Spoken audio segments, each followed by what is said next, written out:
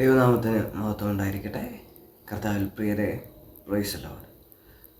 കർത്താവിൽ പ്രിയരെ, വചനം ഇപ്രകാരം പറയുന്നു. റോമാക്കാർക്ക് എഴുതിയ ലേഖനം 4-ാം അധ്യായം അതിൻ്റെ 16-ാമത്തെ വാക്യം. അതിനാൽ വാഗ്ദാനം നൽകപ്പെട്ടത് വിശ്വാസത്തിൻ്റെ അടിസ്ഥാനത്തിലാണ്. Praise the Lord. വാഗ്ദാനം നൽകപ്പെട്ടത് വിശ്വാസത്തിൻ്റെ അടിസ്ഥാനത്തിലാണ്. ഈ അധ്യായം മുഴുവനും ഒന്ന് വായിച്ചു നോക്കിയാൽ പൗലോസ്ലീഹ പറയുന്നത് എങ്ങനെയാണ്? ഈ ലോകത്തിൻ്റെ അവകാശിയാകു എന്ന വാഗ്ദാനം അബ്രഹാത്തിനോ അവൻ്റെ സന്തതിക്കോ ലഭിച്ചത് നിയമത്തിലൂടെ അല്ല, വിശ്വാസത്തിലൂടെ, അല്ലെങ്കിൽ വിശ്വാസത്തിൻ്റെ നീതിയിലൂടെയാണ്.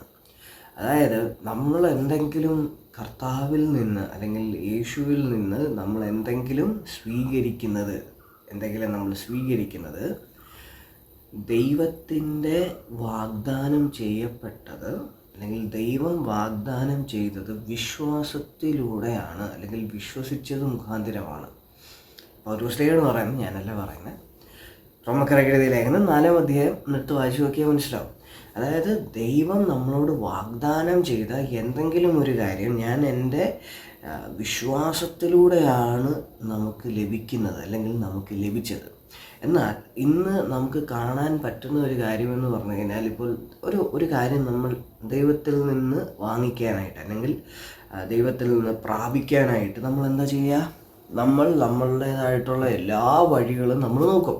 ചിലവർ ഫാസ്റ്റിംഗ് എടുക്കും, ചിലവർ നേർച്ചകൾ നൽകും, ചിലവർ ദൈവത്തിൻ്റെ മുമ്പിലിരുന്ന് നിലവിളിക്കാൻ തുടങ്ങും. ഇതൊന്നും തെറ്റാണെന്നല്ല ഞാൻ പറയുന്നത്, ഇതൊക്കെ ഒരു സൈഡിൽ നിൽക്കട്ടെ. പക്ഷേ പൗലോസ്ലീഹ പറയുന്നത് ഇങ്ങനെയാണ്: നമ്മൾ വിശ്വാസത്തിലൂടെയാണ് നമ്മൾ നീതീകരിക്കപ്പെട്ടത്. അതായത് വിശ്വാസത്തിൻ്റെ അടിസ്ഥാനത്തിലാണ് നാം വാഗ്ദാനത്തെ സ്വീകരിക്കുന്നത്. അതായത് നല്ലൊരു ഭാഷയിൽ നമ്മൾ പറയുമ്പോൾ, പ്രിയപ്പെട്ടവരെ, ഈ ജീവിതത്തിൻ്റെ അകത്ത് നമുക്ക് എന്ത് കാര്യങ്ങൾ നേടണമെങ്കിലും നമ്മുടെ ഉള്ളിൽ നമുക്കൊരു വിശ്വാസമുണ്ട്, ഇല്ലേ? കർത്താവ് നമ്മളെ സ്നേഹിക്കുന്നുവെന്നും കർത്താവ് ചെയ്യാൻ കഴിവുള്ളവനാണെന്നും, അല്ലെങ്കിൽ യേശു ദൈവമാണെന്നൊക്കെയുള്ള ഒരു വിശ്വാസം നമ്മുടെ ഉള്ളിൽ ഉണ്ട്. എന്നാൽ ഈ വിശ്വാസം ഇരിക്കവേ തന്നെ നമ്മൾ ചെയ്യുന്ന മറ്റൊരു കാര്യമാണ്, ഈ ദൈവത്തെ പ്രസാദിപ്പിക്കാനായിട്ട് ഞാൻ എന്തെങ്കിലും ഒന്ന് ചെയ്യണം, അല്ലെങ്കിൽ ഈ കാര്യം എനിക്ക് ലഭിക്കാനായിട്ട്, ഈ കാര്യം എൻ്റെ അടുത്തേക്ക് എത്താനായിട്ട് ഞാൻ ദൈവത്തിൻ്റെ മുമ്പിൽ എന്തെങ്കിലും ഒരു കാര്യം ചെയ്യണം. അതിനാണ് ചിലവർ ഫാസ്റ്റിംഗ് എടുക്കുന്നത്, ചിലവർ നേർച്ചകൾ നൽകുന്നത്, ചിലവർ അങ്ങനത്തെ ചില കാര്യങ്ങളൊക്കെ ചെയ്യുന്നതിൻ്റെ കാര്യം അതാണ്. എന്നാൽ യഥാർത്ഥത്തിൽ യേശു നമ്മളിൽ പ്രസാദിച്ചിരിക്കുകയാണ്. യഥാർത്ഥത്തിൽ ദൈവം നമ്മളുടെ ജീവിതത്തിൻ്റെ അകത്ത് എല്ലാ കാര്യങ്ങളും ഉചിതമായും ക്രമമായും സമയത്തിന് ദൈവം ക്രമപ്പെടുത്തി വച്ചിരിക്കുകയാണ്, പ്രിയപ്പെട്ടവരെ. അപ്പോഴാണ് നമ്മളിരുന്നിട്ട് എന്താ പറയുന്നത്, എൻ്റെ പ്രവൃത്തി മുഖാന്തരം ഒക്കെ എനിക്കിത് കിട്ടും, അല്ലെങ്കിൽ അങ്ങനത്തെ ഒരു മൈൻഡ് സെറ്റിൽ നമ്മളിരിക്കുന്നതിൻ്റെ കാര്യം അതാണ്. എന്നാൽ 4-ാം അധ്യായത്തിൻ്റെ അവസാന വാക്കുകളിലേക്ക് വന്നതിന്, 24-ാമത്തെ വാക്കിലേക്ക് വന്നതിന് നമുക്ക് കാണാൻ പറ്റും: നമ്മുടെ പാപങ്ങളുടെ മോചനത്തിനായി മരണത്തിന് ഏൽപ്പിക്കപ്പെടുകയും നമ്മുടെ നീതീകരണത്തിനായി ഉറപ്പിക്കപ്പെടുകയും ചെയ്ത നമ്മുടെ കർത്താവായ യേശുവിനെ മരിച്ചവരിൽ നിന്ന് ഉയർപ്പിച്ചവനിൽ വിശ്വസിക്കുന്ന നമുക്കും അത് നീതിയായി പരിഗണിക്കപ്പെടും. അതായത് ഓൾറെഡി നമ്മുടെ പാപങ്ങളുടെ മോചനത്തിനായി മരണത്തിന് ഏൽപ്പിക്കപ്പെടുകയും ആര് ചെയ്തു? യേശു മരണത്തിന് ഏൽപ്പിക്കപ്പെടുകയും നമ്മുടെ നീതീകരണത്തിനായി ഉയർപ്പിക്കപ്പെടുകയും ചെയ്ത നമ്മുടെ കർത്താവായ യേശു. അതായത് ഓൾറെഡി എൻ്റെ പാപത്തിനും ഓൾറെഡി എൻ്റെ നീതീകരണത്തിനും ഒറ്റ ഒരുവനാണ് ബലിയായത്, അത് യേശു ആകുന്നു. ഈ യേശു പാപങ്ങളുടെ മോചനത്തിനായി മോചനദ്രവ്യമാകുകയും അതുപോലെ തന്നെ എൻ്റെ നീതീകരണത്തിനായി ഉയർപ്പിക്കപ്പെടുകയും ചെയ്തു. അതായത് ലോകം എന്ത് വേണമെങ്കിലും പറഞ്ഞോട്ടെ, ലോകം ഇത് ഫേക്കാണെന്ന് പറഞ്ഞോട്ടെ, ഇത് ഫാൻറ്റസി കഥയാണെന്ന് പറഞ്ഞോട്ടെ, ഇതൊന്നും നടന്നിട്ടില്ല എന്ന് പറഞ്ഞോട്ടെ, വാട്ടവർ. പക്ഷേ യഥാർത്ഥത്തിൽ നീ യേശുവിനെ മനസ്സിലാക്കിയിട്ടുണ്ടെങ്കിൽ, യഥാർത്ഥത്തിൽ നാം യേശുവിനെ രുചിച്ചറിഞ്ഞിട്ടുണ്ടെങ്കിൽ, യഥാർത്ഥത്തിൽ നാം ഹോളി സ്പിരിറ്റിൻ്റെ, അതായത് പരിശുദ്ധാത്മാവിൻ്റെ സാന്നിധ്യത്തെ നാം മനസ്സിലാക്കിയിട്ടുണ്ടെങ്കിൽ, അല്ലെങ്കിൽ ഒരിക്കലെങ്കിലും ആ സാന്നിധ്യത്തെ നാം അറിയാൻ ഇടയായിട്ടുണ്ടെങ്കിൽ നമുക്ക് മനസ്സിലാവും യേശു ഒരു ഫാൻറ്റസി കഥയല്ല എന്നുള്ളത്. ലോകം എന്തു വേണമെങ്കിലും പറയട്ടെ. കാര്യം യേശു തന്നെ പറയുന്നുണ്ട്, അവസാന നാളുകളിൽ എല്ലാവരും എന്നെ തള്ളിപ്പറയും, ഇന്ന കാര്യങ്ങൾ സംഭവിക്കുമെന്നൊക്കെ പറയുന്നുണ്ട്. അതാ ഇപ്പോൾ സംഭവിച്ചുകൊണ്ടിരിക്കുന്നത് കേട്ടോ. പക്ഷേ ഇവിടെ വചനം പറയുന്നത് ഇങ്ങനെയാണ്, യേശു നമുക്ക് വേണ്ടി മരിക്കുക മാത്രമല്ല, നമ്മളുടെ നീതീകരണത്തിനായി യേശു ഉയർപ്പിക്കപ്പെടുകയും ചെയ്തു. അതായത് ഇപ്പോൾ എൻ്റെ ഭാഷ പറയുകയാണെങ്കിൽ നമ്മളുടെ നീതീകരണം യേശു ആകുന്നു. Praise the Lord.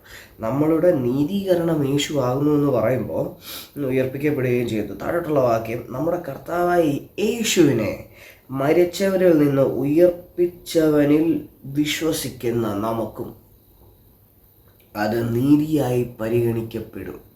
അതായത് യേശുവിനെ ദൈവം ഉയർപ്പിച്ചു എന്ന് യഥാർത്ഥത്തിൽ വിശ്വസിക്കുന്ന ഏതൊരു വ്യക്തിക്കും അത് നീതിയായി പരിഗണിക്കപ്പെടും. അതായത് നാം ചെയ്ത പാപത്തിൻ്റെത് മാത്രമല്ല, നമ്മൾ ചെയ്തുകൊണ്ടിരിക്കുന്ന എല്ലാ കാര്യത്തിൻ്റെയും നമ്മൾ ചെയ്തുകൊണ്ടിരിക്കുന്ന ഏതൊരു വിഷയത്തിൻ്റെയും ശിക്ഷയും, അതായത് പാപത്തിൻ്റെ ആയിക്കോട്ടെ, ശാപത്തിൻ്റെ ആയിക്കോട്ടെ, ഇനി ഏതൊരു കാര്യത്തിൻ്റെയും ശിക്ഷയും ശാപവും ബന്ധനവും എല്ലാം യേശു കാൽവരി ക്രൂശിൽ ഏറ്റെടുത്തു. യേശു കാൽവരി ക്രൂശിൽ ഏറ്റെടുക്കുക മാത്രമല്ല ചെയ്തത്, പകരം അതിൻ്റെ ഓപ്പോസിറ്റായിട്ടുള്ള എല്ലാ കാര്യങ്ങളും എനിക്ക് തന്നു. അതായത് ശിക്ഷയ്ക്ക് പകരം എന്നെ രക്ഷിച്ചു, ശാപത്തിന് പകരം ഞാൻ അനുഗ്രഹമായി, ബന്ധനത്തിന് പകരം ഞാൻ സ്വതന്ത്രനായി, പാപത്തിന് പകരം ഞാൻ പാപമില്ലാത്തവനെ പോലെ ഞാൻ നീതീകരിക്കപ്പെട്ടു. അതായത് ഞാൻ ചെയ്ത തെറ്റ് ശരിയാണ്, ശിക്ഷ ലഭിക്കേണ്ടിയിരുന്നതാണ് ഞാൻ. പക്ഷേ ഇപ്പോൾ എൻ്റെ നീതീകരണം അല്ലെങ്കിൽ എൻ്റെ നീതിയായി എൻ്റെ തലയ്ക്ക് മുകളിൽ നിൽക്കുന്നത് യേശുവാകുന്നു. Praise the Lord. ഇതായിരുന്നു ക്രിസ്തു കാൽവരി ക്രൂശിൽ നമുക്ക് വേണ്ടി സകലതും ചെയ്തു എന്ന് പറഞ്ഞതിൻ്റെ കാരണം, അല്ലെങ്കിൽ ചെയ്ത ഉദാഹരണം ഇതാകുന്നു. ഞാൻ രക്ഷിക്കപ്പെടുന്നതിനും, അതായത് ഇവിടെ വചനം ബാക്കി പറയുന്നത് ഇങ്ങനെയാണ്, അബ്രഹാത്തിന് ലഭിച്ച ഈ വാഗ്ദാനം വിശ്വാസ മുഖാന്തരം ഇപ്പോൾ വിജാതീയരായ നമ്മളിലേക്കും ഇത് പകരപ്പെട്ടിരിക്കുന്നു യേശു ക്രിസ്തു വഴി. അതായത് ദൈവം ഈ ഭൂമിയിൽ അബ്രഹാമിനെയാണ് വാഗ്ദാനം നൽകിയത്, അബ്രഹാമിനെയാണ് അനുഗ്രഹിക്കുമെന്ന് പറഞ്ഞത്, അബ്രഹാമിനെയാണ് എല്ലാ സകല ജാതികളുടെയും പിതാവാക്കിയത് അബ്രഹാമിനെയാണ്. എന്നാൽ യേശു ക്രിസ്തു വഴി നമ്മളെപ്പോൾ യേശു ക്രിസ്തുവിൽ വിശ്വസിക്കുന്നുവോ ആ സമയം മുതൽ അബ്രഹാമിന് ലഭിച്ച സകല അനുഗ്രഹങ്ങളും ഇപ്പോൾ യേശു ക്രിസ്തു വഴി ഇപ്പോൾ നമ്മൾക്ക് ലഭിച്ചിരിക്കുന്നു. അതായത് നമ്മളിലേക്ക് വന്നിരിക്കുന്നു. കർത്താവിൽ പ്രിയരെ, നിങ്ങൾ അനുഗ്രഹിക്കപ്പെട്ടവരാകുന്നു. നിങ്ങൾ ശാപമല്ല. നിങ്ങളുടെ സാഹചര്യം നിങ്ങളെ നോക്കി പലതും പറയട്ടെ, നിങ്ങൾ ശാപമല്ല, നിങ്ങൾ അനുഗ്രഹമാകുന്നു. നിങ്ങൾ ഏതെങ്കിലും കുഴി കിടക്കുന്നവരായിക്കോട്ടെ, എന്നാ കുഴിയിലെങ്കിലും ആയിക്കോട്ടെ, പക്ഷേ യേശു നമ്മളുടെ നീതിയാകുന്നു. അതിൽ നിന്ന് യേശുവിനെ പുറത്തേക്ക് കൊണ്ടുവരാൻ സാധിക്കും. അതിൽ നിന്ന് യേശു നമുക്ക് വേണ്ടി കാൽവരി ക്രൂശിൽ ചിന്തിയ രക്തത്തിൻ്റെ യോഗ്യതയാൽ നമ്മളിപ്പോൾ യേശു ക്രിസ്തുവിൻ്റെ സ്വന്തമാകുന്നു.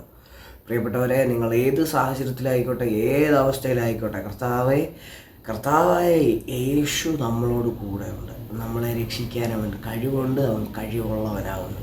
പ്രിയപിതാവേ, ഈ കാണുന്ന ജനത്തിന് വേണ്ടി ഞാൻ പ്രാർത്ഥിക്കുന്നു. കർത്താവെ, ഇവരെ വിടുവിക്കുന്നതിനായി നന്ദി പറയുന്നു. സത്യം ഇവരുടെ ഉള്ളിൽ കയറട്ടെ എന്ന് പ്രാർത്ഥിക്കുന്നു. പിതാവെ, സത്യം നിങ്ങൾ അറിയുകയും സത്യം നിങ്ങളെ സ്വതന്ത്രമാക്കുകയും ചെയ്യും എന്നുള്ള വചനത്തെ ഞാൻ ഇപ്പോൾ തന്നെ ഇംപ്ലിമെൻ്റ് ചെയ്യുന്നു. കർത്താവ്, ഇവരിത് കേട്ടുകൊണ്ടിരിക്കുമ്പോൾ തന്നെ ഇവരുടെ ലൈഫുകളിൽ അത്ഭുതങ്ങൾ സംഭവിക്കട്ടെ. പിതാവെ, പ്രാർത്ഥന കേട്ടതിനായി നന്ദി പറയുന്നു, യേശുവിൻ്റെ നാമത്തിൽ തന്നെ. ആമേൻ, ആമേൻ. കർത്താവിൽ ഏറ്റവും പ്രിയപ്പെട്ടവരെ, പ്രൈസ് ദി ലോർഡ്. നിങ്ങൾ അനുഗ്രഹമാകുന്നു. ഈ ചിന്ത നിങ്ങളുടെ തലയിലുണ്ടായിരിക്കട്ടെ. നിങ്ങൾ ശാപമല്ല, നിങ്ങൾ ശപിക്കപ്പെട്ടവരല്ല, നിങ്ങൾ ഏതോ ബന്ധനത്തിൻ്റെ കീഴിൽ കിടക്കുന്നവരല്ല, പകരം ക്രൂശിതനായ യേശുവിൻ്റെ രക്തത്താൽ വിലക്കി വാങ്ങപ്പെട്ട പിതാവായ ദൈവത്തിൻ്റെ മക്കളാകുന്നു. ദൈവം നിങ്ങളെ സമൃദ്ധമായി അനുഗ്രഹിക്കട്ടെ. Thank you. ആമേൻ.